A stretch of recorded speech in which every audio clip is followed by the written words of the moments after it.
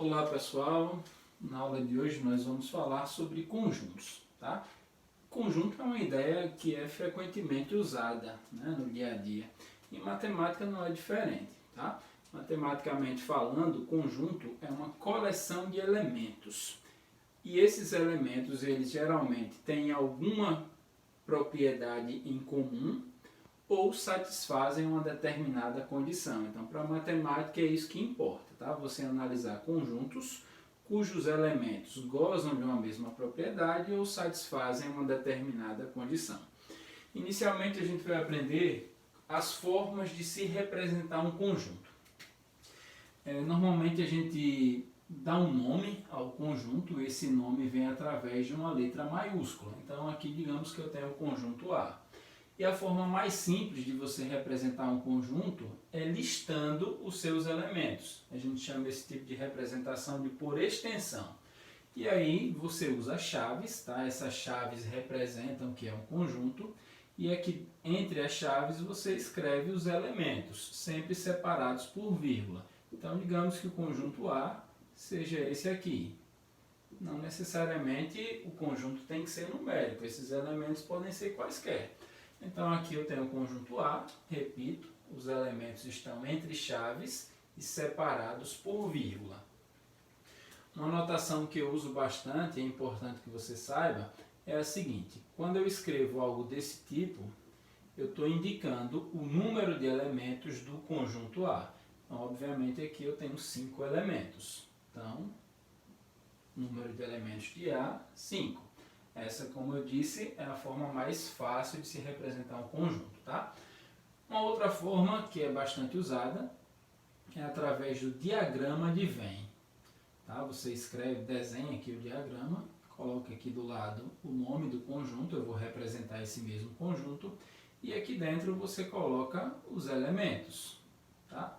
Em qualquer ordem, tá, pessoal? A ordem dos elementos não altera o conjunto. Então, da mesma forma, eu tenho o conjunto A. E uma outra forma que é extremamente importante também é por compreensão, quando você exibe a característica comum a esses elementos, tá? Então, esse conjunto A eu poderia representar por compreensão assim: conjunto formado por elementos x, tais que x, o que há em comum com esses elementos? Essas são as chamadas vogais, né? Tal que x é uma vogal. Então, aqui, depois dessa barra que nós lemos tal que, eu exibo a característica ou a condição comum a esses elementos, tá? Eu não estou dizendo que a letra x é uma vogal, tá, pessoal? Pelo amor de Deus, vogais só são essas. Aqui é uma letra genérica que a gente usa para indicar um elemento qualquer do conjunto. Então eu estou falando que o conjunto A é formado por elementos x que satisfazem a essa condição ou que possuem essa característica. Então esses elementos só pertencerão a esse conjunto se forem vogais. Portanto, A, E, I, O, U. Beleza? Só mais um exemplo para chamar a atenção para um outro detalhe. Digamos que eu tenho um conjunto B formado pelos elementos 1, 3, 5, 7 e aí vai. Qual a diferença do conjunto B para o conjunto A? Além do fato de terem elementos diferentes, isso é óbvio. A diferença que eu me refiro é que esse conjunto ele tem uma infinidade de elementos. Esse aqui só tem 5. Então aqui a gente fala que esse é um conjunto finito, já esse é um conjunto infinito. Tá? O que caracteriza esses elementos? 1, 3, 5, 7 são números naturais ímpares, né? Então você sabe que isso daqui continua infinitamente, ok? Então vamos lá, continuando. Agora que nós já sabemos como representar um conjunto, né, as diversas formas de representar um conjunto, a gente tem que saber relacionar elementos com conjunto, tá? Toda vez que você fala em elemento e conjunto, a única pergunta cabível é se um determinado elemento pertence ou não a um determinado conjunto. Aí para isso a gente usa uma relação chamada relação de pertinência, tá? E aí você se utiliza desses dois símbolos. Pertence, tá? O nome desse símbolo é pertence. eu acabei falando dois símbolos, mas na realidade é um único símbolo. Agora, quando você corta, você está negando esse símbolo. Então, aqui você lê não pertence. Então, pertence e não pertence. Então, é bem simples, né? Digamos que eu considere esse mesmo conjunto A, e aí eu quero relacionar, por exemplo, o elemento E, daqui, com o conjunto A. Então, obviamente, o E pertence ao conjunto A. Então, você escreve E pertence a A.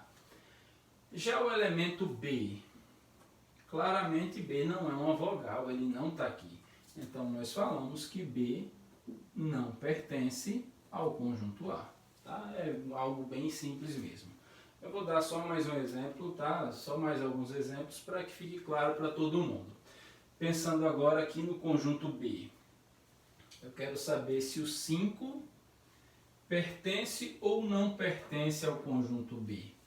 O 5 está aqui, né? Então, claramente o 5 pertence. Ele é um número ímpar.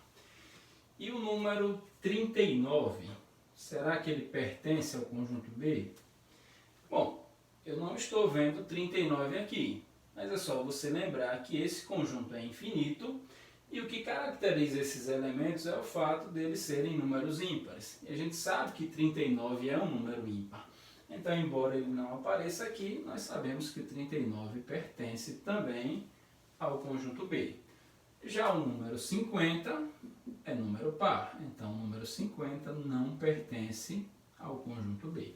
Ok? Então é assim que a gente relaciona elementos e conjuntos. Outra relação que é extremamente importante, né, são as relações de inclusão. E aí a gente essas relações servem para você relacionar conjuntos. Tá? Aqui você relaciona elemento e conjunto.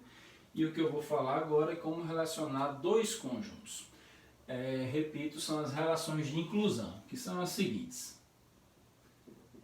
Essa daqui nós chamamos de está contido. Está contido. Se você negar, cortando, você obviamente está lendo não está contido. Não está contido. Esse símbolo nós lemos contém. Contém. E você negando, obviamente não contém.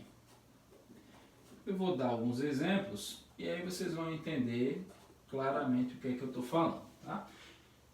Vou colocar aqui outros conjuntos. Digamos que eu tenho o conjunto D, que é formado pelos números 1, 2, 3 e 4. Tem o conjunto E, formado pelos números 3 e 4. E tem o conjunto F, formado pelo número 5. Tá? Isso é o que nós chamamos de conjunto unitário. Tá? O conjunto unitário é quando ele só tem um elemento. Existem também outras nomenclaturas que é importante que você saiba. Tá? Eu acabei de falar uma, conjunto unitário só tem um elemento. Conjunto vazio, ele não possui nenhum elemento. Perfeito? Então, vamos lá, vamos tentar entender como é que se relaciona dois conjuntos. Tá? Digamos que eu queira relacionar o conjunto E e o conjunto D. Observe que todos os elementos de E também pertencem a D. Tá? Quais são os elementos do conjunto E? 3 e 4. E note que o 3 e 4 também pertencem ao conjunto D. Então, significa dizer que o conjunto E está contido no conjunto D. Então, a gente usa esse símbolo. Tá? E está contido no D. No entanto, falar que E está contido em D é a mesma coisa que dizer que o conjunto D contém o conjunto E. Tá? Então, você pode usar essa ou essa, dependendo da ordem em que os conjuntos apareçam. Então, repetindo, se o E está contido em D, é a mesma coisa de dizer que o D contém o E. Tá bom? Agora, em relação ao conjunto E e o conjunto F. tá? Ou se você preferir o conjunto F e o conjunto D. Observe que o conjunto F tem o elemento 5, que não pertence a D. Então, se eu quero relacionar F e D, como tem esse elemento aqui que não pertence, você diz que não está contido. Então, F não está contido em D, que equivale a dizer que o D não contém o F. Tá bom, pessoal? É assim que a gente relaciona conjuntos. Agora, embora seja algo aparentemente bem simples, as pessoas ainda conseguem errar bastante em alguns detalhes. Por exemplo, eu posso falar que o conjunto E pertence ao conjunto D? Isso é uma pergunta. Eu posso falar que o conjunto E pertence ao conjunto D? É claro que não. Embora você esteja vendo que o 3 e 4 eles também estão aqui, mas eu jamais posso falar isso. Por que eu não posso? Porque essa relação é, como eu falei, para elemento e conjunto. Então eu jamais posso falar isso. Por quê? Porque E e D são conjuntos. Da mesma forma, eu não posso chegar aqui e falar que o número 7, por exemplo, está contido no conjunto B. Eu também não posso falar isso. Por quê? Porque 7 é um elemento. E quando você quer relacionar elemento e conjunto, aí você usa as relações de inclusão. Então você tem que tomar cuidado para saber qual a relação que você vai usar. Então, por que eu não posso dizer que 7 está contido em B? Porque 7 não é um conjunto, e sim um elemento. Agora, se eu escrevesse assim, ó, aí estaria correto. Por quê? Porque como eu coloquei chaves, aí eu estou indicando que isso agora é um conjunto e não um elemento. Ok? Espero que vocês tenham entendido. Logo, logo temos mais vídeos falando sobre esse assunto. Valeu!